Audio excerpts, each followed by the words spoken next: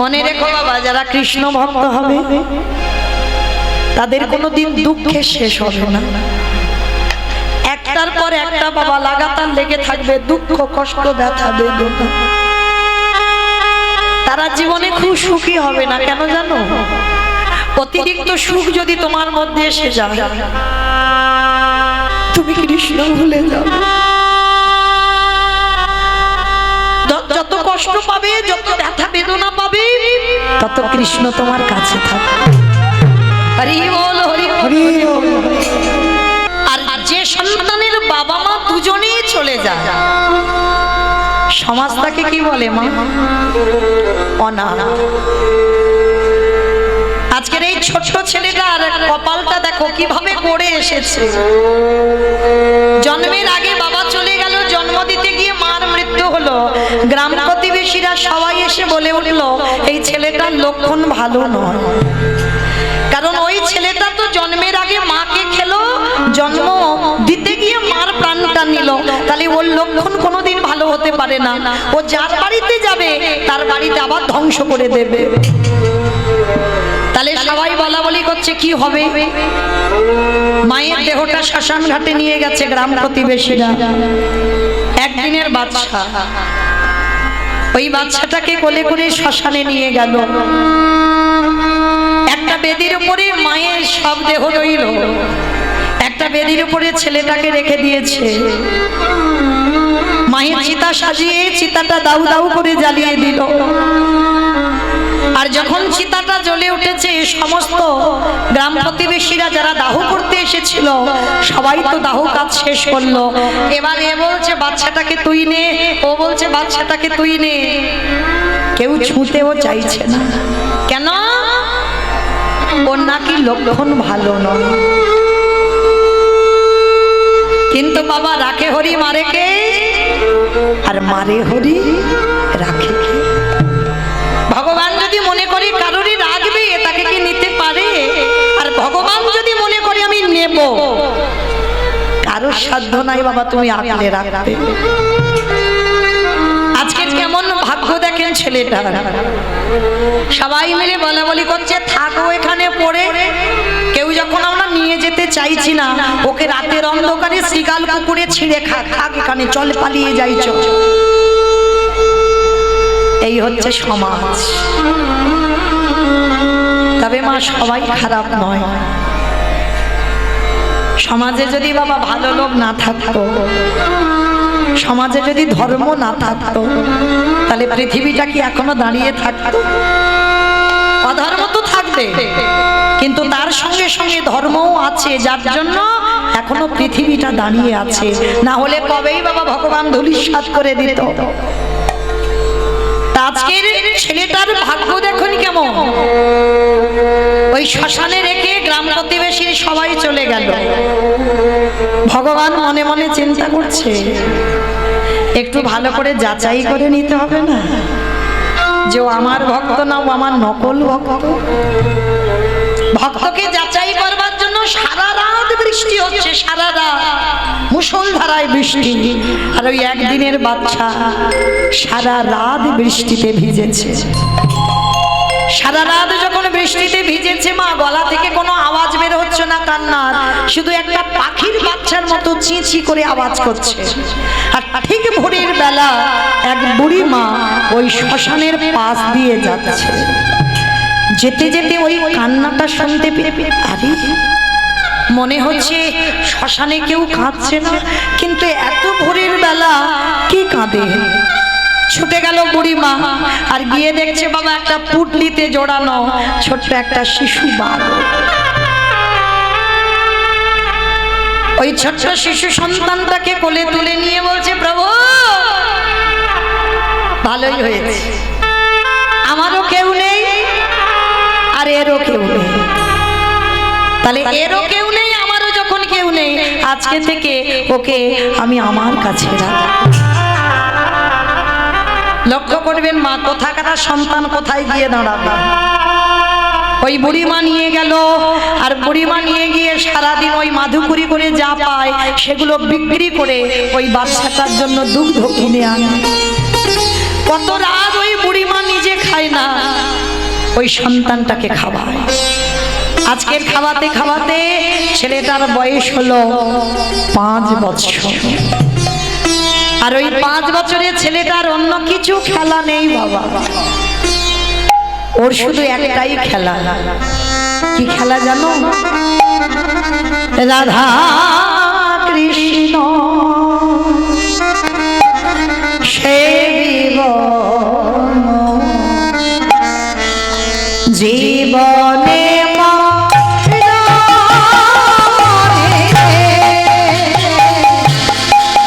রাধা কৃষ্ণ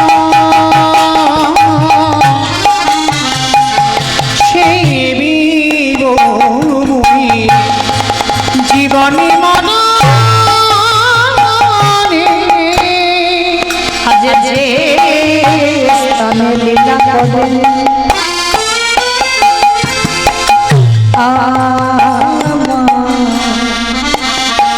যুগল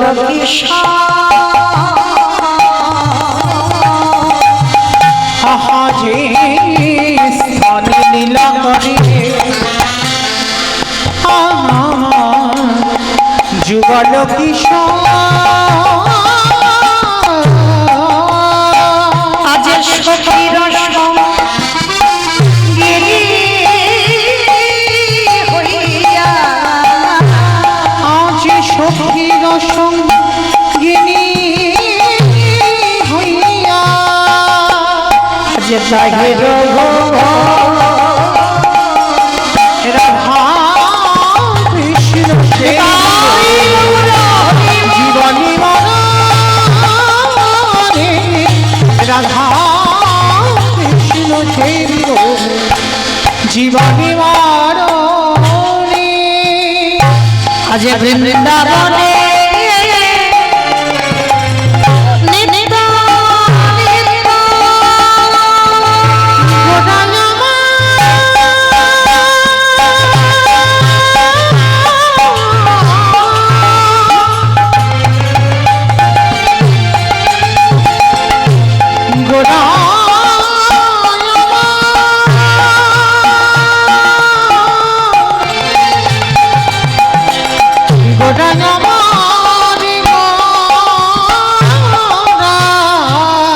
আজ বৃন্দাবনে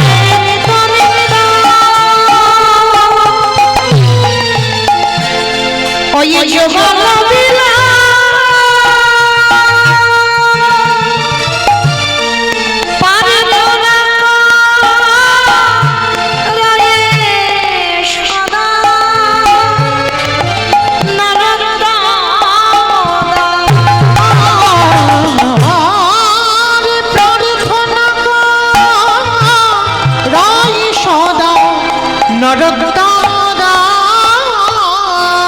বলি ওই চরণে আমি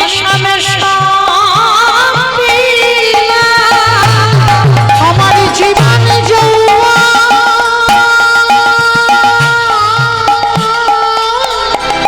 কুলশীল ওই চরণে সবে সবিরা বলি আমার বলতে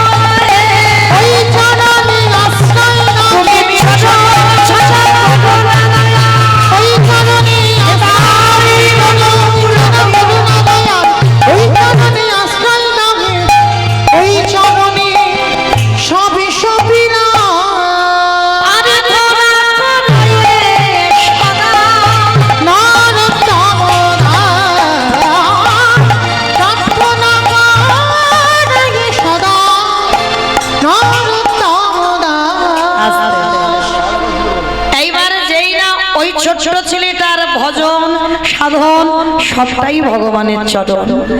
প্রথমে বাবাকে কেড়ে নিল, দ্বিতীয়বারে মাকে কেড়ে নিল, এইবার তৃতীয়বার যে বুড়িমা মানুষ করছে সেই বুড়িমাকে 3 দিনের জ্বরে ওই বুড়িমারও মৃত্যু হয়ে গেল।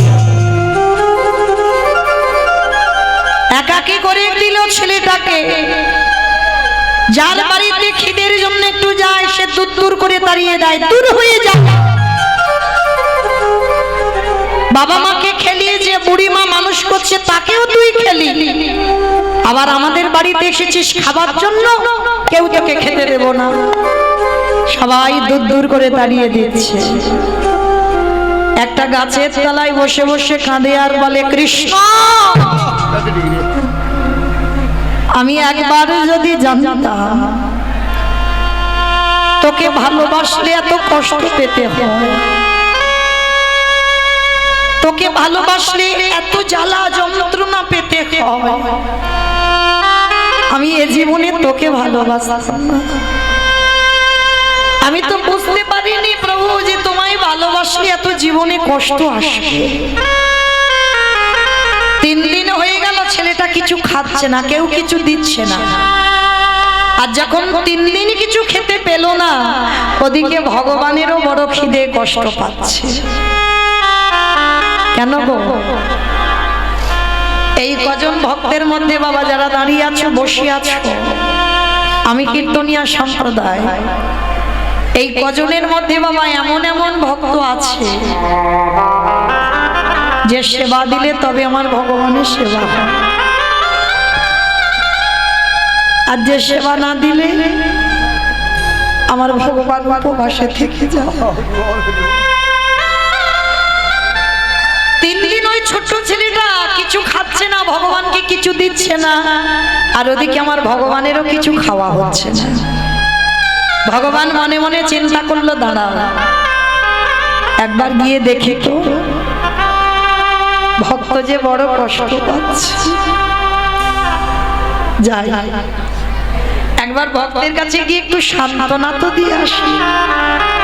ভগবান একটা বৃদ্ধ বৈষ্ণবের রূপ ধারণ করেছে, কারণ মনে রাখতে হবে মা, আমরা সেই সৌভাগ্য অর্জন করিনি যে ভগবান সাক্ষাৎ এসে দেখা দেবে। ভগবান ছদ্মবেশে আসবে, আর যে রূপ এসে দাঁড়াবে, যে রূপে তুমি দেখলে ঘৃণা বোধ করবে। ওই জন্য ভগবান বলছে আগে মানুষ হয়ে মানুষকে ভালোবাসতে শেখ, মানুষকে কোনোদিন ঘৃণা করতে নেই বাবা। মানুষের কর্মটাকে ঘৃণা করো, অনেক ঘৃণ্য কর্ম আছে, কর্মটাকে ঘৃণা করো, কিন্তু কোনো মানুষকে ঘৃণা করো না।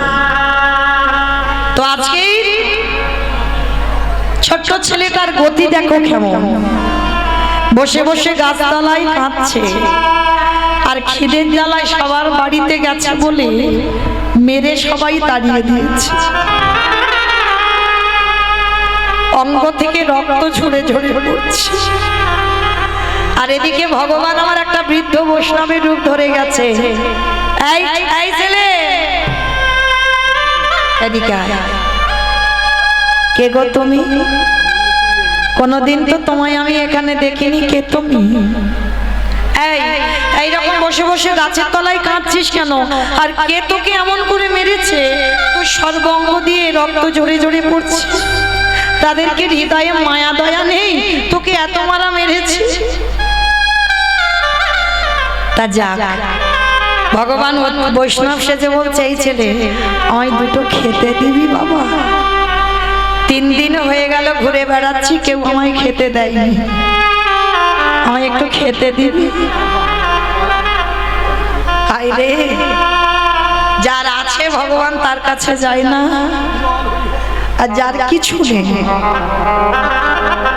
ভগবান তার কাছে গিয়ে হাত পেতে ধরা। কারণ বাবা যার আছে তো সে দেয় না, ভগবান যাবে কি করে? আর যার কিছু নেই সে দেবার জন্য কাঁদে। আজকের এসে দাঁড়িয়েছে ভগবান অতিথি রূপে, দে না বাবা কিছু খেতে। হ্যাঁ গো, তুমি আমার কাছে চাইছো? তুমি জানো তোমাকে দেওয়ার মতো আমার কাছে কি আছে? আমার জন্মের আগে আমার বাবাকে খেয়েছি, জন্ম দিতে গিয়ে আমার মাকেও আমি খেয়ে নিলাম, যে বুড়িমা মানুষ করলো তাকেও খেয়ে নিলাম। আর যার বাড়িতে যাই সে দূর দূর করে দাঁড়িয়ে দেয়, বলে আমার লক্ষণ ভালো নয়। আর যার বাড়িতে যাব তার বাড়ি নাকি ধ্বংস হয়ে যাবে। ওই জন্য সবাই মিলে মেরে আমায় বাড়ি থেকে বের করে দিয়েছে। আমি তোমায় কি দেব বলো? আমার কাছে তো কিচ্ছু নেই। ভগবানের চোখে এলো জল। এরকম ভক্ত আছে।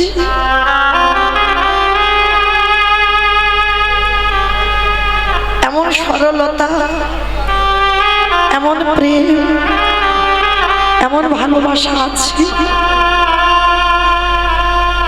এই ছেলে, তা ঠিক আছে, তুইও খেতে পাসনি 3 দিন, আমিও 3 দিন খেতে পাইনি। তাহলে একটা কাজ কর, তোর খাবারের একটা দিশা আমি বলে দিই। একটু দূরে যাবি, ওইখানে গিয়ে দেখবি একটা আশ্রম আছে। ওই আশ্রমে অনেক ছোট ছোট বাচ্চারা থাকে। যা, আজকে থেকে তুই ওই আশ্রমে গিয়ে থাকবি। আচ্ছা বাবা ঠাকুর, আমি আশ্রমে গেলে থাকতে দেবে কেন? আমার তো কেউ নেই গো জগতে, আমি যে অনাথ। আশ্রমে থাকতে গেলে বংশ পরিচয় তো কিছু লাগবে, আমার তো কিচ্ছু নেই। কে বলেছে? শোন, তোর কাছে যেটা আছে সবার কাছে সেটা নেই। সেটা কি গো মা? যেটা হলো ভক্তি। ওইটাই দিয়ে তো ভগবানকে জয় করা যায়। পাণ্ডিত্য দিয়ে পাওয়া যায় না ভগবানকে। পাণ্ডিত্য দিয়ে যদি পাওয়া যেত বাবা, তাহলে নিমাই নবদ্বীপের মাটিতে পণ্ডিত হয়ে সবকিছু ত্যাগ করে সন্ন্যাস হতো না। নিমাই যখন দেখলো আমার মধ্যে পাণ্ডিত্য এসেছে কিন্তু আমার মধ্যে ভক্তি নেই, পাণ্ডিত্য এলেই বাবা হৃদয়ে একটু অহংকারের দানা বাঁধবে। ওই জন্য পাণ্ডিত্য থাকলে ভজন হবে না, পাণ্ডিত্য এলেই তোমার ভক্তি চলে যাবে। যার জন্য নিমাই যখন বুঝতে পেরেছিল বাবা সবকিছু পাণ্ডিত্য ত্যাগ করে দিয়ে সব ছেড়ে দিয়ে চলে গেল। হা কৃষ্ণ, প্রাণ কৃষ্ণ বলে কেঁদে বেড়াল। আজকে ছেলেটাকে বুঝিয়ে দিয়ে ভগবান কিছুক্ষণ পরে অন্তর্ধান হয়ে চলে গেল। আর ওই ছোট ছেলে ছুটতে ছুটতে গিয়ে ওই আশ্রমটা ছিল গুরু রামানন্দ ঠাকুরের আশ্রম। আর একেবারে রামানন্দের চরণে পড়ে একেবারে আছাড় খেয়ে পড়ে ডাকলো, গুরুদেব। কে তুই? আমার পা দুটো জড়িয়ে ধরে কাঁদছিস কেন? নাম কি? থাকিস কোথায়? বাবা মাকে? বাড়ি কোথায়? অনেক প্রশ্ন। ছোট্ট ছেলেটার একটাই উত্তর, আমি অনাথ, আমার কেউ নেই। এই জন্য আমার পা দুটো জড়িয়ে ধরলি? হ্যাঁ রে বাবা, আমার আশ্রমে থাকতে গেলে কিছু নিয়ম আছে। বলো গুরুদেব আমায় কি করতে হবে? আমি করব। শোন, আমার এই গুরু আশ্রমে থাকতে গেলে তাকে মুষ্টি ভিক্ষা করতে হবে। আমার মুষ্টি ভিক্ষার একটা নিয়ম আছে। এই যে আমাদের শরীর যতক্ষণ চলবে ততক্ষণ বাড়িতে বাড়িতে ভিক্ষা করতে পারবো, কিন্তু এই যে মুষ্টি ভিক্ষাটার নিয়ম রামানন্দ স্বামী মাত্র 3টে বাড়ি। আর 3টে বাড়ির ভিতরে গেলে হবে না, তুমি রাস্তা দিয়ে যাবে, তোমার কাঙাল দেশ দেখে, তোমার ওই পাগল মনে করে গেরুয়া পোশাক দেখে কেউ যদি বাড়ির বাইরে এসে তোমার 1 মুষ্টি ভিক্ষা দেয়, ওই রকম 3 মুষ্টি ভিক্ষা, 4 মুষ্টি নিলে হবে না, 3 মুষ্টি ভিক্ষা এনে আমার প্রভুর জন্য রন্ধন করে দিতে হবে। কিরে ছেলে, পারবি? পারবো, পারবো গুরুদেব। তবে শোন, যদি কোনোদিন অন্যথা হয় সেদিন কিন্তু আমি গলা ধাক্কা দিয়ে আশ্রম থেকে বের করে দেব। ঠিক আছে গুরুদেব, আমি কথা দিচ্ছি কোনোদিন আমার ভুল হবে না, আমি প্রতিদিন মুষ্টি ভিক্ষা করব। আশ্রয় পেয়ে গেল। আর যেই না গুরুদেবের আশ্রয়ে পেয়ে গেল, ভগবান মনে মনে চিন্তা করলো, প্রথমে ওর বাবাকে কেড়ে নিলাম, দ্বিতীয়বারে ওর মারে কেড়ে নিলাম, তৃতীয়বারে যে বুড়িমা মানুষ করলো তাকেও কেড়ে নিলাম, এইবার চতুর্থবার দেখি এইবার কি করে। তো আজকে ছেলেটাকে কিভাবে বাবা কষ্টি পাথরের মতো ঘষে নিচ্ছে দেখো। ছেলেটা প্রতিদিন মুষ্টি ভিক্ষা করে। আর জানো মা, ওই গ্রামে এক জমিদার মার বাড়ি, প্রতিদিন ওই ছেলেটাকে ডাকে। সে মায়ের কোনো সন্তান নেই, কিন্তু একদিনও ছেলেটা যায় না, কারণ আদেশ আছে তো গুরুদেবের, কারোর বাড়ি অযাচিত ভাবে কিছু নেওয়া যাবে না। কিন্তু ভগবান আজকের পরীক্ষার মুখে ফেলেছে। কিরকম? ভগবান ডাক দিল, পবন দে, বরুণ দে, ইন্দ্র দে, যাও তোমরা এমন করে ঝড় বৃষ্টি তুলবে, ওই ঝড় বৃষ্টিতে যেন আমার ভক্ত আর আশ্রম থেকে বেরোতে না পারে। তারপরে দেখো কি হয়। সঙ্গে সঙ্গে বাবা পরিষ্কার আকাশ মেঘাচ্ছন্ন, মুহুর মুহুর বর্ষপাত, ঝড় বৃষ্টি প্রবাহ। রামানন্দ স্বামী ডাক দেয়, খোকা এখনো এখানে বসে আছিস, তুই মা ধুকুরিতে যাবি না? গুরুদেব, এত ঝড় বৃষ্টি, এই বড় বড় গাছ ভেঙে পড়ে যাচ্ছে, আর এই ঝড় বৃষ্টিতে কে আমায় দেখতে পাবে, কে আমায় মুষ্টি ভিক্ষা দেবে? গুরুদেব আপদার্থ, আমি তোকে বারবার বলেছিলাম গুরু বাক্য লঙ্ঘন করা যাবে না, তোকে রোজ মুষ্টি ভিক্ষা করতে হবে। যাচ্ছি যাচ্ছি গুরুদেব, তুমি বকো না, আমি এক্ষুনি যাব। ওই ঝড় বৃষ্টি বাদল মাথায় নিয়ে ছেলেটা বেরিয়ে পড়ল। আর যখন প্রচুর ঝড় বৃষ্টি হয় মা, কেউ কি বাড়ি থেকে বেরোয়? সারা গ্রাম ঘুরছে, কেউ এক মুষ্টি ভিক্ষা দিচ্ছে না। ঝড় বৃষ্টিতে তো সবাই বাড়িতে আছে, কে দেবে? হঠাৎ বাবা ওই ছোট্ট ছেলেটার মনে পড়ে গেল, গুরুদেব তো ঘরে আশ্রমে আছে, গুরুদেব তো দেখতে পাচ্ছে না। আমি একটা কাজ করি, ওই গুরু, ওই যে জমিদার মা প্রতিদিন আমাকে ডাকে সন্তান স্নেহে, আজকের ওই জমিদার বাড়িতে যাব। আর জমিদার বাড়িতে গিয়ে কিছু জিনিস অযাচিত ভাবে আমি চেয়ে আনবো। আর গুরুদেব তো জানে না, উনি কি আর দেখতে পাবে? আর আমি সেটা রন্ধন করে গুরুদেবকে দিয়ে দেব। এটাই ছিল বাবা সব থেকে বড় ভুল। এ ছেলে তো বুঝে উঠতে পারেনি রামানন্দ যোগী পুরুষ। আশ্রমে বসে থাকলে কি হবে বাবা? চোখ দুটো বন্ধ করলে ত্রিনয়নে বাবা সব কিছু দেখতে পেয়ে যায়। সেইটা ওই ছেলেটা বুঝতে পারলো না, অযাচিত ভাবে জমিদার মার কাছ থেকে অনেক চাল ডাল নিল। আর চাল ডালের পুটলিটা নিয়ে আশ্রমে ফিরে এসে রন্ধন করে যেমন গুরুদেবকে দেয় গুরুদেবকে দিয়েছে। আর গুরুদেব যেমন ভোগ লাগায় আজকে ঠিক সেইভাবে ভোগ লাগাচ্ছে। আসন পেতে দিয়েছে, ডালাটা নিবেদন করেছে, আর নিজেই দুয়ারে বসে ধ্যানাযোগে দেখতে পাচ্ছে যে ভগবান প্রতিনিয়ত আসনে বসে দেখতে পায় রামানন্দ নিজের চোখে যে প্রভু আসনে বসে প্রসাদ পাচ্ছে। কিন্তু আজকে রামানন্দ স্বামী দেখছে ভগবান আসনে বসে প্রসাদ পাচ্ছে। এ কি হলো? তবে কি আমার এই প্রসাদের থালাতে কোনো ত্রুটি হলো? ফেলে দিয়েছে, ওটা বাদ দিয়ে নতুন করে আবার পারস সাজিয়েছে, সাজিয়ে আবার নিবেদন করেছে।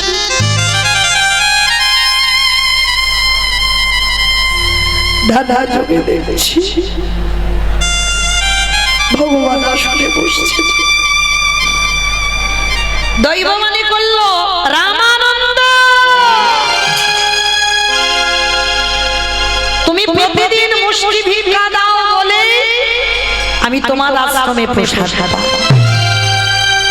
কিন্তু আজকে তোমার শিষ্য ঘোর অন্যায় করে ফেলেছে। আজকে তোমার শিষ্য অযাচিত ভাবে লোকের বাড়ি থেকে হাত পেতে চেয়েছে, আর এই লোকের বাড়িতে হাত পেতে চেয়ে যে আমার সেবা দেয়, আমি সে প্রসাদ তো কোনোদিন গ্রহণ করি না।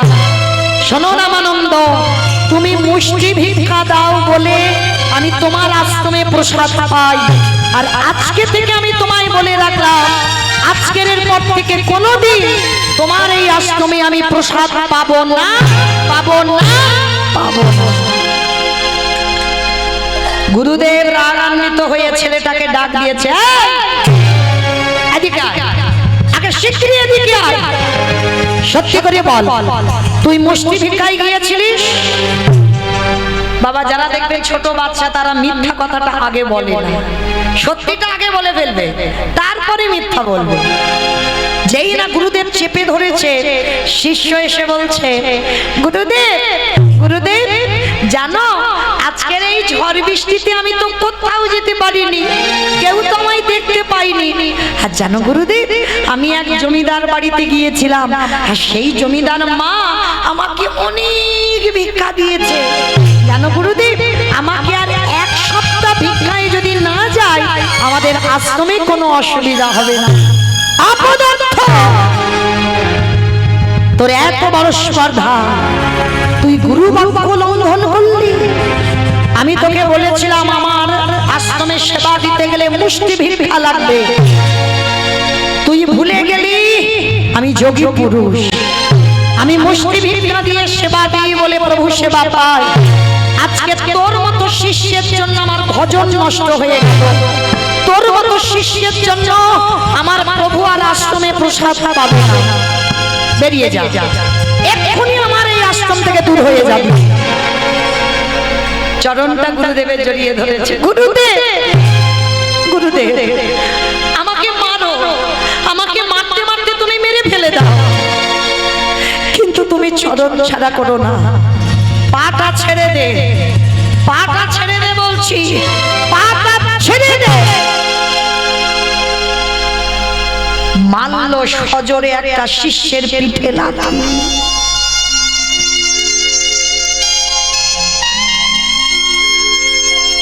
এত জোরে লাথি মেরেছে মা, ছোট বাচ্চা তো, পিঠে খড়মের চিহ্নটা পড়ে গেছে। কত জোরে লাথি মারলে তবে মা খড়মের চিহ্ন পড়ে বলো তো? তবু পা ছাড়ছে না। গুরুদেব, তুমি আমায় মারো, আমায় মারতে মারতে তুমি মেরে ফেলে দাও, এই আশ্রমে আমি প্রাণ হারাবো, কিন্তু তোমার চরণ ছাড়া করো না, কারণ আমি জানি গুরু চরণ বিনা ভজন হবে না। কিন্তু বাবা, কৃষ্ণ রুষ্ট হলে গুরু রাখিতে পারে, গুরু রুষ্ট হলে কৃষ্ণ রাখিতে না। যদি কোনো শিষ্যের উপরে গুরু রুষ্ট হয়ে যায়, তার ভজন সব শেষ। গুরুদেব লাথি মেরেছে, ওটা আশীর্বাদ ভেবে নিয়েছি, পা দুটো জড়িয়ে ধরেছে, আমাকে মেরো না, কিন্তু আমাকে তাড়িয়ে দিও না, যেটা বলবে আমি করবো, কিন্তু তাড়িয়ে দিও না। গুরুদেব, তোমার চরণ বিনা আমার কেউ নেই। তবে রে, এত করে লাথি মারলাম তবু যাচ্ছিস না, তবু আমার পা দুটো জড়িয়ে ধরে আছিস। এমন শিষ্যের মুখ দেখাও মহাপাপ, তোর মতো শিষ্যের জন্য আমার ভজন নষ্ট হয়ে গেল। পা যখন এখনো ছাড়ছিস না, আমি এই মুহূর্তে তোকে অভিশাপ দিলাম, গুরু বাক্য অমান্য করার অপরাধে তোকে এর পরের জন্মে যেতে হবে একটা মুচির কুলে। যেই না বলেছে মুচির কোলে, শুধু মুচির কোলে যাবি না, এই মুহূর্তে আমি তোকে অভিশাপ দিলাম, তোর আজকে সারা দিনের মধ্যে তোর জন্ম হয়ে যাবে। না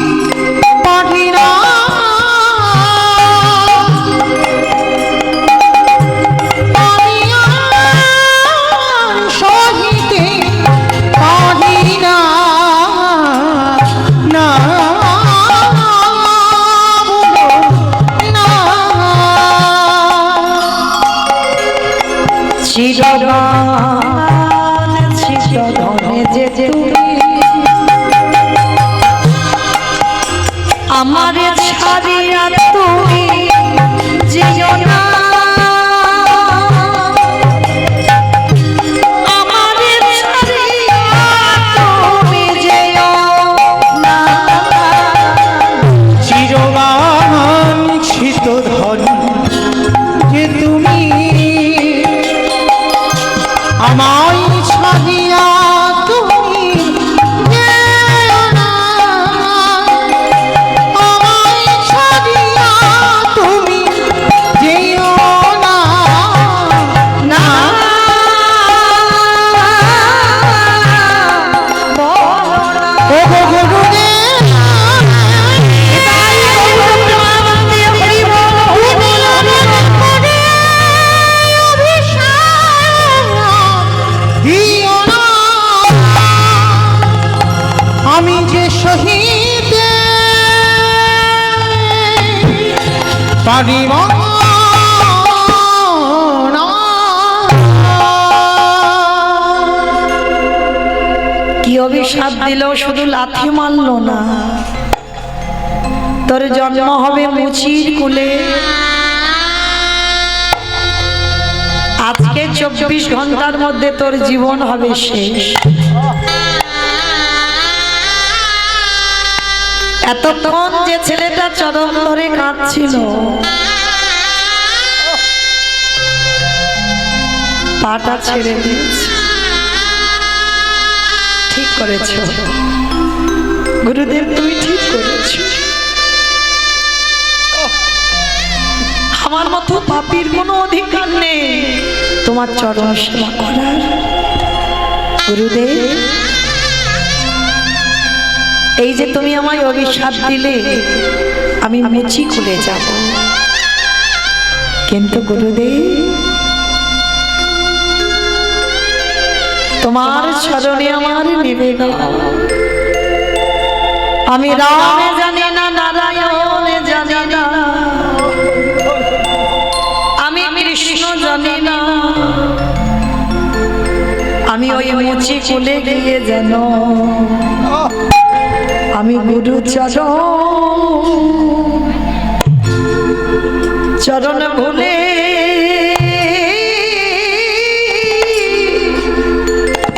ভুলে না।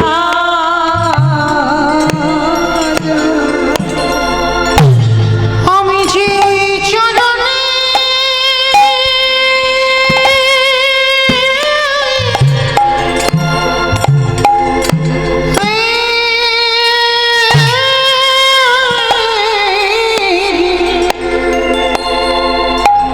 আমি যে ওই চরণে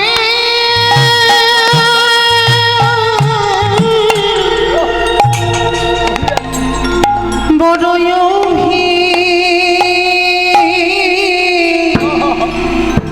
অভিলাষী,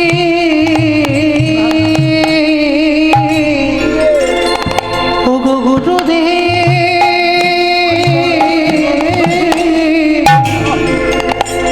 আমি যেন ওই চরণ যেন কোনোদিনও ভুলে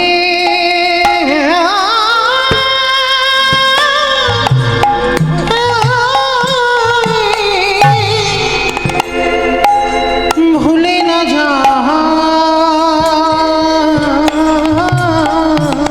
ওগো দয়াল গুরুদেব, নদীর ঘাটে নৌকা যদি নানা বাঁধা থাকে, যদি গুরু রূপে প্রেমটারি, যদি তোমার ওই নৌকা খানা পেয়ে নিয়ে না যায়, তাহলে বলো বলো কলির জি, আমাদের কৃষ্ণ চরণ বাবা না।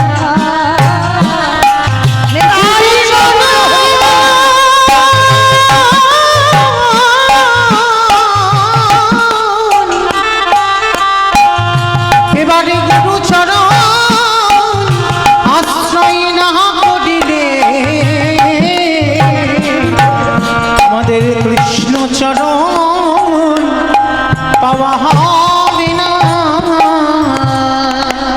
আজকে ছেলেটাকে এত কথা বলছে, মারলো, মুচির কোলে জন্ম দিল, বললো আজকেই তোর মৃত্যু হয়ে যাবে। তবু বলছে গুরুদেব আমি উচ্চ কুলে যাই আর নিচে কুলে যাই, আমি যে কুলে যাই না ওগো গুরুদেব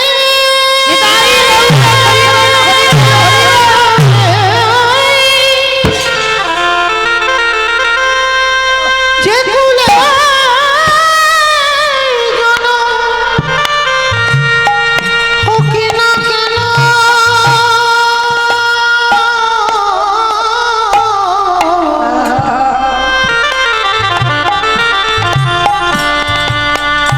আমি যেন গুরু চরণ ভুলে না যাই। গুরুদেবের শিষ্যকে ধরে বলল খোকারে আমি বড়ই অপরাধ করে ফেললাম, আমি রাগে বসে ক্রোধে বসে তোরে অভিশাপ দিয়ে দিলাম, কিন্তু তোরে মতো শিষ্যই আমি দেখি না, এত মারলাম এত বকলাম এত অভিশাপ দিলাম, তবু তুই আমার চরণ ছাড়বি না।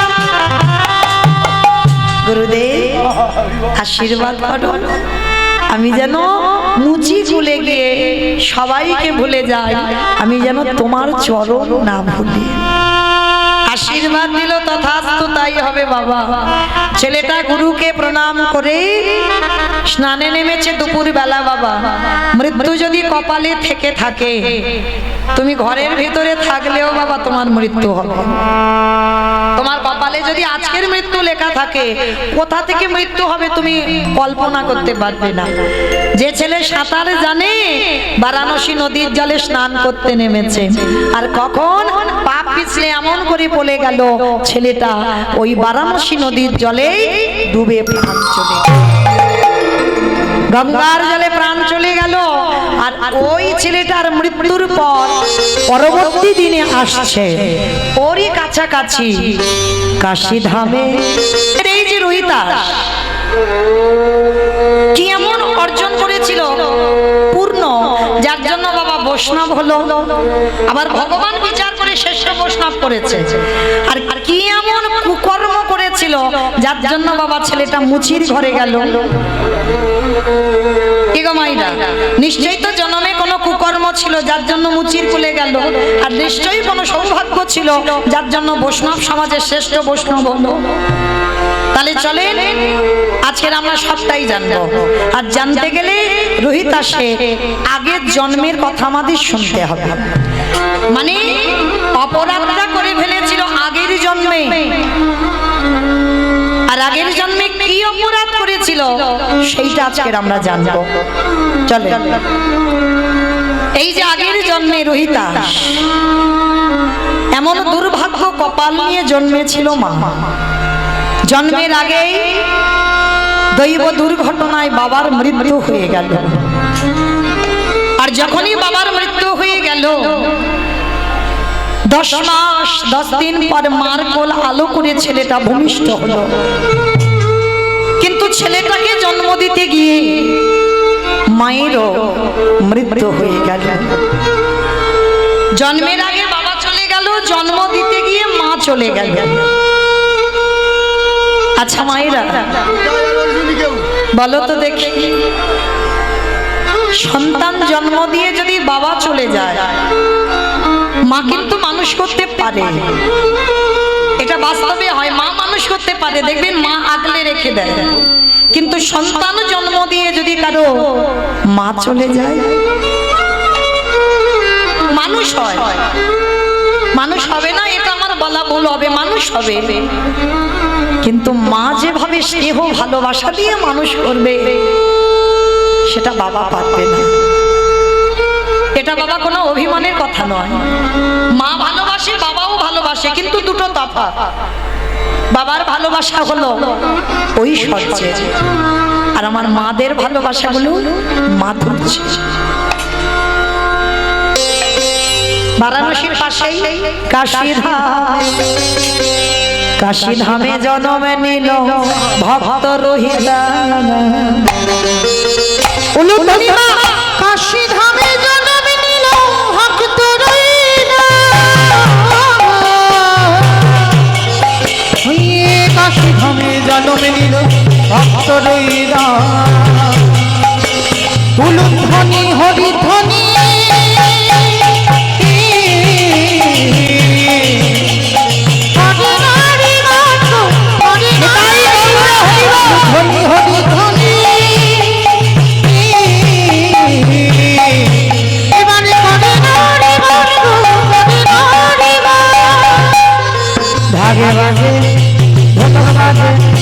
ভাগে বাজে ঢোলক বাজে মাদলে দিব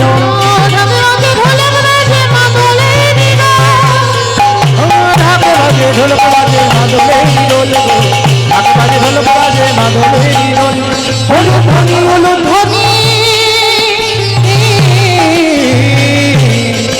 হরিল ভুবানি গো হরিল ভুবানি হরিল ভুবানি গো নিতাই গৌর হরিল হরিল হরিল জন্ম হলো জন্মে হলো আজ ভক্তের জন্ম হলো ভক্তের আজি জন্মে হলো ভক্তের আজি জন্ম হলো মুচিপাড়াতে রাঘব রহিদাসের ঘরে ছেলেটার জন্ম হলো, কিন্তু জন্মাবার পরে মা হয়ে গেল জাতিস্বর। আমার এখানে কারা কারা জাতিস্বর আছো একটু উলুধ্বনি দাও তো দেখি। প্রেম শেষ বেশ বাবা, বুঝতে পারছো এরাই হলো জাতিস্বর। দেখে নাও কারা কারা উলু দিল। মানে এই হচ্ছে কীর্তন। বাবা ডুবে গেছে, বুঝতে পারছে না আমি কি বললাম। আমি বললাম যারা যারা জাতিস্বর তারা তারা উলু দাও। আমার জাতিস্বর মানে কি আরে সেটা তো জানি না। উলু দিতে বলেছ দিয়ে দিয়েছি, কিন্তু আমি বললাম যারা জাতিস্বর জাতিস্বর তাদের বলে আগের জন্মে সব কথা যাদের মনে আছে। মানে তুমি কার মেয়ে ছিলে, কার স্বামী ছিলে, এই যে সব কথাটা, আমার কটা সন্তান ছিল, আমার বাড়ি কোথায় ছিল, আমি কে, আমি কেমন ছিলাম, সবটাই মনে পড়ে যাবে, তাদেরকে বলা হয় জাতিস্বর। তার ছেলেটা জন্ম নিয়েছে মার কোলে, হয়েছে জাতিস্বর। শুধু 12 দিন হয়ে গেল মাতৃস্তন দুগ্ধ পান করছে না, বাবা শুধু কেঁদেই যাচ্ছে। ওঝা বৈদ্য কবিরাজ সব এলো, কিন্তু ছেলের কান্না থামে না। এবার গ্রামের লোকজনরা সবাই বলা বলি করছে, হ্যাঁ রে ছেলেটার কি হলো বলতো, এত ডাক্তার বৈদ্য কবিরাজ করছে কিছুতে ছেলের কান্না থামে না। গ্রামের লোকজনেরা মানে গ্রামের দিদিরা সব এসে বলছে, দিদি একটা কাজ করতে বলবো, করবি? তার রহিদাসের মা বলছে, বলো দিদি কি করতে বলছো? যে যেটা বলছে তো আমি সেটাই করছি, কিন্তু ছেলে স্তনদুগ্ধ খাচ্ছে না, জলও মুখে দিচ্ছে না, 12 দিন হয়ে গেল ছেলে শুধু কেঁদেই যাচ্ছে। আমাইরা কাঁদছে কেন গো? সেই গুরু চরণের কথা মনে পড়ছে। 12 দিনের ছেলে তো কথা বলতে পারে না, সে গুরু চরণ বলতে পারছে না, মা কেঁদেই পাগল। তা সবাই এসে দেখলো ছেলের কান্না থামছে না। তা গ্রামের দিদিরা এসে বলছে, শোন দিদি একটা কাজ কর, আমাদের একটু দূরে ওখানে বারাণসীতে গুরু রামানন্দ স্বামীর আশ্রম আছে, চল তো একবার তোর ছেলেটাকে নিয়ে যাই। আর যেই না বলেছে রামানন্দ, ওই আওয়াজটা যেই ছেলের কানে গেছে, ছোট্ট 12 দিনের ছেলে খিলখিল করে হেসে উঠল। হ্যাঁ রে দিদি, যে ছেলে 12 দিন শুধু কেঁদে গেল, আর ওই নামটা যেই না তোরা বললি, ছেলে হাসছে কেন? বলে দিদি চল, মনে হচ্ছে ওইখানে গেলেই ছেলে ভালো হবে, চল একবার নিয়ে যাই। সবাই মিলে গ্রামের লোকজনেরা গিয়ে ওই ছেলেটাকে, ছোট্ট রহিদাস খুব সুন্দর দেখতে, ছেলেটাকে নিয়ে লোহার চুম্বক যখন কাছে কাছে আসে বাবা, একটা টান দেয়। টান দেয় না? এমন টান দেবে না, একেবারে দুটো আটকে যাবে, যাবে কি না? আচ্ছা বলো তো বাবা, এই যে একটা লোহার পেরেক নেবে আর একটা চুম্বক নেবে, যেই না কাছে কাছে আসবে টান দেবে, বলো তো কে কাকে টানছে? কে কাকে টানছে? পেরেক চুম্বকটাই টানছে নাকি চুম্বকটা পেরেকটাকে টানছে? ওই চুম্বকটাই তোমার পরমাত্মা রূপী ভগবান, আর আপনারা আমরা জীবাত্মা, আমরা সব পেরেক রূপী ভক্ত। ভগবান টান দেবে তখন একেবারে বাবা বিষয় বৈভব সব ভুলে আমার বলতে যা কিছু আছে একবার নিতাই গৌর প্রেমানন্দে বলে তখনই তোমার ওই পরমাত্মা রূপী চুম্বক টান দিয়ে তোমার কাছে আসবে। তা যেমন লোহা চুম্বক কাছে কাছে গেলে টান হয়, প্রকৃত গুরু আর প্রকৃত শিষ্য যদি হয়, গুরুদেব আশেপাশে কোথাও আসবে, শিষ্যের মন জানতে পারবে কোথাও এসেছে গুরুদেব, তবেই হবে তুমি শিষ্য। হ্যাঁ, হতে হবে রামকৃষ্ণ দেবের মতো, হতে হবে গিরিশের মতো। হ্যাঁ, বললে আর ফুরাবে না বাবা, সময় তো চলে এসেছে, ঠিক ঠিক করে ঘড়ির কাঁটা। তো এইবার যেই না ছেলেটাকে নিয়ে যাচ্ছে বাবা কাছে কাছে, সঙ্গে সঙ্গে ছেলের কান্নাটা একেবারে থেমেই গেল। আর দেখে না রামানন্দ যোগাসনে বসে আছে, সঙ্গে সঙ্গে ছেলেটাকে নিয়ে একেবারে রামানন্দের চরণে দিয়েছে। আর যেই না চরণে দেওয়া সঙ্গে সঙ্গে বলছে, আরে তোলো তোলো তোলো তোলো তোলো, আরে বাচ্চাটাকে মাটিতে ফেললে কেন, তোলো তোমরা। কেউ যখন তুলছে না, রামানন্দ স্বামী ওই বাচ্চাটাকে নিয়ে, আর দেখবেন বাবা সে নারী বলো আর পুরুষ বলো, কোন বাচ্চাকে যখন কাঁধে করে নেয় দেখবেন একবার পিঠে অন্তত হাত বোলাবে, এটা দেবে। তা যেই না রামানন্দ স্বামী ছেলেটার পিঠে হাতটা বুলিয়েছে, আর হাতটা দিয়েই সঙ্গে সঙ্গে চমকে উঠেছে, কে একে? সত্যি করে বল তুই কে? আজকের কে তুই আমার কোলে উঠেছিস? অমাইরা চমকে উঠলো কেন গো? সেই যে আগের জন্মে লাথিটা মেরেছিল, শিষ্যের পিঠে খড়মের দাগটা পুরোপুরি পিঠে আছে। যেই না পিঠে হাত বুলিয়েছে, শিষ্যকে নিয়ে বলছে, ওরে আমি বুঝতে পেরেছি তুই সেই শিষ্য আমার, তুই আমার অদর্শনে 12 দিন ধরে কাঁদলি, জলস্পর্শ করলি না, স্তন দুগ্ধ মুখে দিলি না, তোর প্রতিজ্ঞা আমার চরম দর্শন করে তবে তুই স্তন দুগ্ধ পান করবি। ছোট অবলা শিশু বললেন, ওগো দয়াল গুরুদেব, সেই যদি কৃপা করে দেখা দিলে, তবে 12 দিন পরে দিলে কেন? সেই যদি দেখা দিলে 12 দিন পর দিলে কেন? 12 দিন আমি তোমার জন্য কষ্ট পেয়েছি। ছেলেটাকে নিয়ে কাঁদছে গুরু রামানন্দ, আর এরা বাবা মা গ্রামের লোকজনরা মাথায় হাত দিয়ে বসে আছে, মা এদের কি চলছে আমরা তো বুঝতে পারছি না, কারণ এরা যে আগের জন্মে গুরু শিষ্য। কারণ শিষ্যের মৃত্যু হয়ে রইতাস, কিন্তু রামানন্দ স্বামীর এখন মৃত্যু হয়নি। তা যেই না ছেলেটাকে নিয়ে কাঁদছে, 12 দিনের ছেলের কানে বাবা আসল কাজটা দিয়ে দিল। ছেলেটার মাথায় হাত দিয়ে বলছে, শোন খোকা, এক মুখে আমি তোরে অভিশাপ দিয়েছি তুই মুচি খুলে যাবি, আর এক মুখে আমি এই মুহূর্তে তোরে আশীর্বাদ দিলাম, এই জগতে যত কৃষ্ণ প্রেম কৃষ্ণ ভক্তি তোর মধ্যে উদয় হোক, উদয় হোক, উদয় হোক। কি আশীর্বাদ! জগতে যত কৃষ্ণ প্রেম ভক্তি ওই ছেলেটার মধ্যে উদয় হবে। এক মুখে অভিশাপ, এক মুখে আশীর্বাদ। এইবার ছেলেটাকে ওই কানে ওই কাজটা করে দিল না, দেহ শুদ্ধ হয়ে গেল, দিয়ে বলছে, রাঘব চলো তোমার ছেলেকে তোমার বাড়িতে একটু দিয়ে আসি। গুরুদেব, না না না, আমরা মুচি, আমরা ছোট যা, ওই কথা বলো না। আমাদের ঘরে গেলে আমরা যে ঘাটে ঘাট সরি সে ঘাটে কেউ যায় না, আমরা ছোট জাত বলে আমাদের সঙ্গে কেউ মেলামেশা করে না, আমাদের নিজ বলে জন্ম। চুপ, একটা কথা বলবি না। মুচি হয়ে শুচি হয়ে যদি কৃষ্ণ ভজে, যদি কৃষ্ণ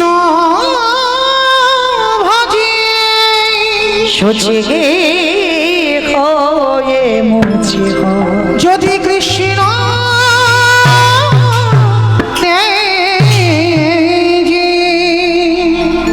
যদি ব্রাহ্মণ হয়ে বাবা চণ্ডালের আচরণ করে, আর চণ্ডাল হয়ে যদি ব্রাহ্মণের আচরণ করে, তাহলে কি কৃপা হয় না?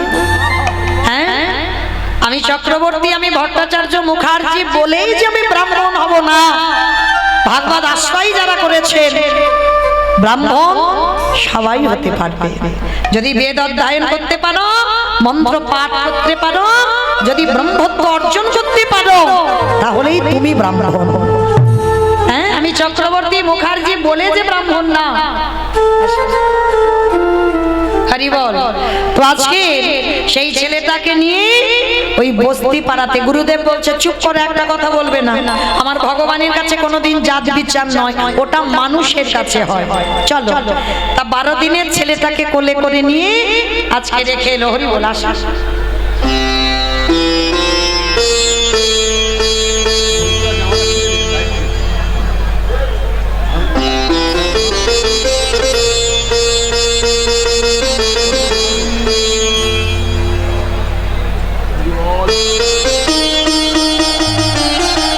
উলুধ্বনি উলুধ্বনি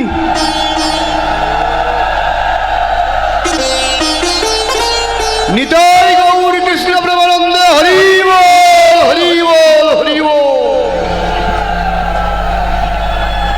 উলুধ্বনি উলুধ্বনি মায়েরা উলুধ্বনি।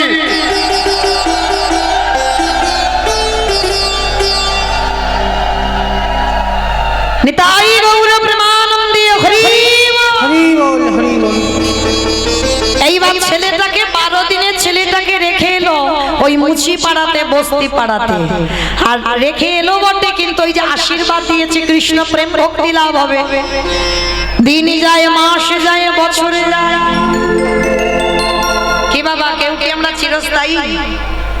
কেউ কি চিরস্থায়ী থাকবো? যেতে তো হবে বাবা। আর একটা কথা মনে রেখো, কৃষ্ণ ভক্তরা কোনোদিন মৃত্যুকে ভয় পায় না। অন্যান্য জন শুধু সংসারী ভক্ত যারা যারা মায়া মোহে আবদ্ধ আছে তারা ভয় পায়, কিন্তু কৃষ্ণ ভক্ত যারা আমরা গুরুচরণ আশ্রয় করেছি এরা মৃত্যুকে ভয় পায় না। তাই গৌর হরি বল। কেন অমাইরা এই যে মৃত্যুটাকে ভয় পাই না আমরা কেন জানো? মৃত্যু সবার দরজায় রেডি হয়ে আছে, এই ঢুকবো বলে। কখন যে দুম করে ঢুকে যাবে তুমি বুঝতে পারবে না। আর একটা কথা ভেবে রেখো, কেন কৃষ্ণ ভক্তদের ভয় হয় না জানো? তারা তো জেনে গেছে আমিটার মৃত্যু হবে না। কি গো, এই মৌমিতাটা কি আমি?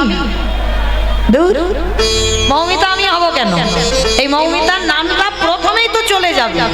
দেখো, আমি যদি মরে যাই, আমার আত্মীয় পরিজন এসে সকালবেলা এসে বলবে মরাটাকে বের কর। একবারও বলবে না বাবা মৌমিতার দেহটাকে বের কর, সবাই বলবে মরাটাকে বের কর। তাহলে প্রথমবারেই সবার আগে আমার নাম চলে গেল। তাহলে নামটা তো তুমি নও, তাহলে তুমি কই? যেমন সবাই বলি না, ছেলে আমার, মেয়ে আমার, জায়গা আমার, জমি আমার, সব আমার আমার আমার আমার। তাহলে সব যদি তোমার হয় ভাই, তুমি কার? তুমি কার? তাহলে তুমি যার, তোমার গোটা সম্পত্তির মালিক হলো তিনি। আর এই আমিটা হৃদয়ের ভিতরে আছে, এটা মরে না, এই দেহটা চলে যায়। যেমন বাবা জামা কাপড় পুরানো হয়ে গেলে বাতিল দিতে হবে। তো কি গো, ছেঁড়া জামা কাপড় পরতে পারবো? বাতিল দিতে হবে। ঠিক তদ্রূপ এই জড় জগতে এই দেহটা বাতিল দিতে হবে। চুল পেকে যাবে, দাঁত পড়ে যাবে, চামড়াগুলো আলগা হবে, মানে পুরানো হয়ে গেছে। এবার বাদ দাও, বাদ দিয়ে আবার নতুন বস্ত্র পরিধান করো, নতুন দেহ ধারণ করো। তাহলে কৃষ্ণ ভক্তরা জানে, কারণ এরা গীতা ভাগবত পড়ে, এরা জানে আমিটার মৃত্যু হয় না। তাহলে এরা এই জন্য বাবা মৃত্যুতে কোনোদিন ভয় পায় না, সব সময় এরা প্রস্তুত থাকে, কখন বলতে কখন এসে যাবে। নিতাই গৌর হরি বল বলে নিয়ে যাবে। নিতাই গৌর হরি বল হরি বল। তাহলে চলেন, আজকে দিন মাস সপ্তাহ পর বছর পর চলে যাচ্ছে, ছেলেটা বড় হলো, বাবা মার মৃত্যু হয়ে গেল। আর দেখবেন বাবা মার মৃত্যুর পর ছেলে বাবা মা থাকলে কিন্তু আড্ডা দিয়ে বেড়ায়, ঘুরে বেড়ায়, কিন্তু বাবা মার মৃত্যুর পর কাঁধে একটা চাপ পড়ে। আর রোহিতাস বাবা মা দুজনেই গত হলো, এবার সংসার চালাবে কি করে? কি করেছে জানো? ছেলেটা একটা ব্যবসা শুরু করেছে। বাবা ঠাকুর, আপনারা আমরা ব্যবসা করি, কতটা লাভ করা যায়? ব্যবসা করি না, কতটা লাভ পাওয়া যাবে? কিন্তু রোহিতাসের এই ব্যবসা নয়। রোহিতাস এমন একটা ব্যবসা খুলেছিল না, জুতোর ব্যবসা।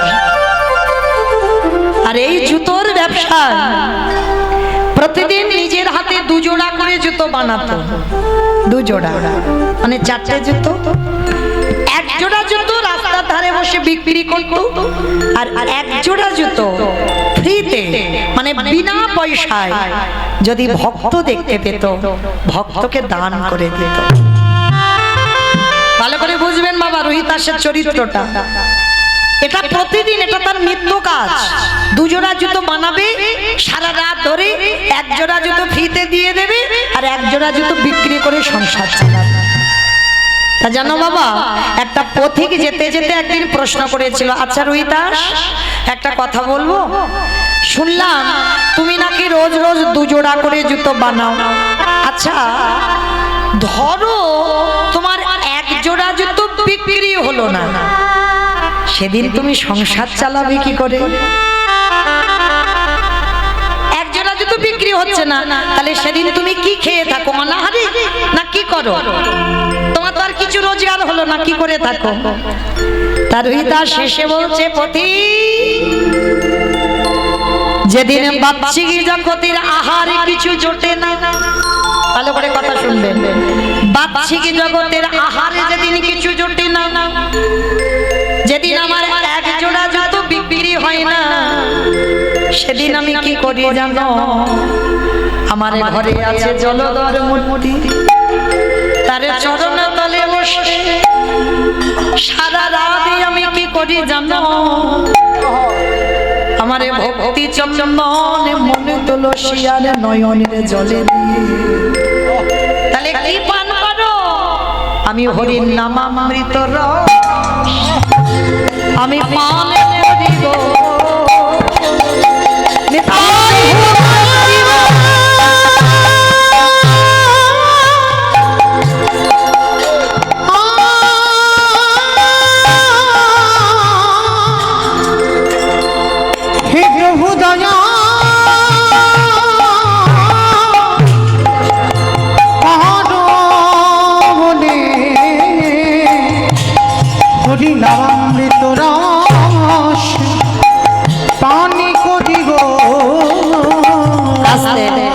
সেই হরির নামামৃত রস পান করে।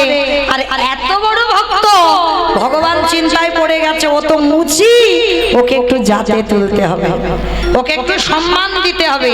আর সম্মান দেবার জন্য যুধিষ্ঠির মহারাজকে ডেকে বলেছিল, যুধিষ্ঠির মহারাজ শোনো, পিতামহ ভীষ্মকে সরসজ্জায় দিয়েছ, অস্ত্রগুরু দ্রোণাচার্যকে বধ করেছ, কত ভাই বোনেদের হত্যা করেছ, গুরুজনদের মেরেছ, এতে পাপ হয়েছে। যুধিষ্ঠির বলছে তাহলে কি করতে হবে? বলে বৈষ্ণব সেবা দাও। বলে আমি একবার তো দিয়েছিলাম রাজস্বয় যজ্ঞ। বলে না, প্রকৃত বৈষ্ণব সেবা হয়নি। বলে কৃষ্ণ, তাহলে তোমার বিচারে প্রকৃত বৈষ্ণবটাকে? বলে আমার বিচারে প্রকৃত বৈষ্ণব একজন, তিনি হলেন কাশীধাম নিবাসী, যার নাম হলো রোহিতাস। তবে শোনো, অর্জুনকে নিমন্ত্রণে যেতে হবে। অর্জুন মাথায় হাত দিয়ে বসেছে, সর্বনাশ, আমি যাব মুচি পাড়াতে? করার কিছু নেই বাবা, কৃষ্ণ আজ্ঞা পালন করতে হবে। আর মনে মনে ভেবে যাচ্ছে, ও ব্যাটা যাতে আসতে না পারে একটা কায়দা করে আসে। কৃষ্ণ চরণ ধোলাটা নিয়ে একেবারে মুচি পাড়াতে গেছে। আর মুচি পাড়াতে গিয়ে যেই না বাবা রোহিতাসের দরজার সামনে গিয়ে দাঁড়িয়েছে, রোহিতাস বলছে, পার্থ আমি যাব, কিন্তু কথা দিলাম আমি যে যাব, কিন্তু আমার বাড়িতে এসেছো, একটু প্রসাদ পাও। বলে অসম্ভব, আমি একটা মুচির বাড়িতে প্রসাদ পাবো, এটা কোনোদিন হতে পারে না। বলে দেখো, তোমার কৃষ্ণ তো আমার মুচি কুলে জন্ম দিয়েছে, এর জন্য তো আমি দায়ী নয়। এইবার যেই না বাবা রোহিতাসের ঘরে গেল, গিয়ে বাবা তেলটা মাথায় দিয়েছে, বা স্নানটা করতে হবে। স্নান করবে কোথায়? কুয়োতে জল আছে, তাতে চামড়া ভিজানো আছে।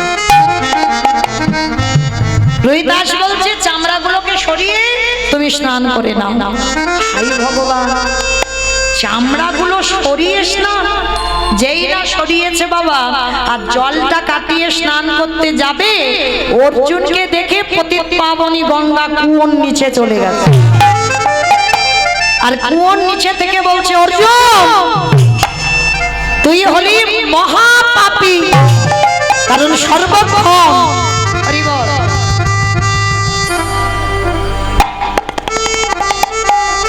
সর্বক্ষণ তুই ওই বৈষ্ণব নিন্দা করিস, আর যখনই বৈষ্ণব নিন্দা করিস তাহলে তুই হলি মহাপাপী। মা, আমি মহাপাপী, কিন্তু তুমি এই কুয়োর জলে কেন?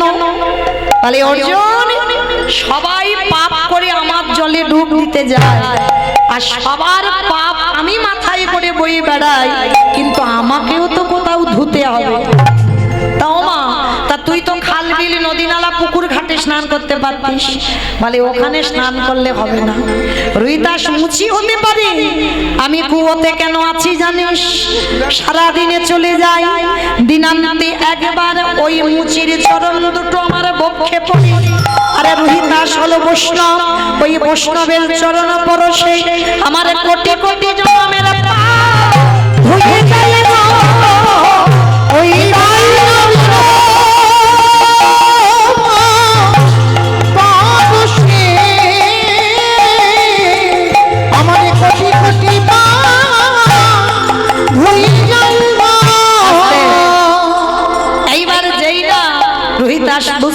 অর্জুন বুঝতে পারলো, অর্জুন বুঝতে পেরে এসে বলছে, প্রভু আমি ভুল করেছি, আমি বুঝতে পারিনি রোহিতাস এত বড় ভক্ত। রোহিতাসের চরণে প্রণাম করলো, আর প্রণাম করে বলছে, রোহিতাস আমার বাড়ি যাবে তো? নিমন্ত্রণ করে এলো, কাশীধামের অন্যান্য বৈষ্ণবদের নিমন্ত্রণ করে এলো, সবাই নিমন্ত্রণে প্রসাদ পেতে গেল।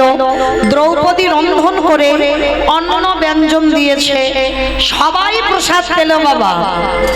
কিন্তু কৃষ্ণ বলে দিয়েছিল মুক্তি তখন পাবে বৈষ্ণবের গ্রাসে গ্রাসে স্বর্গে জয় ঘণ্টা বাজবে। এইবার যেই না বাবা রোহিতাসকে সেবা দিয়েছে, রোহিতাস একসঙ্গে অন্ন ব্যঞ্জন মাখি ভোজনেছে জনার্দন বলে বদনে দিয়েছে। কিন্তু দিলে কি হবে বাবা, প্রসাদ খাওয়া হয়ে গেল, কিন্তু ঘণ্টা বাজে।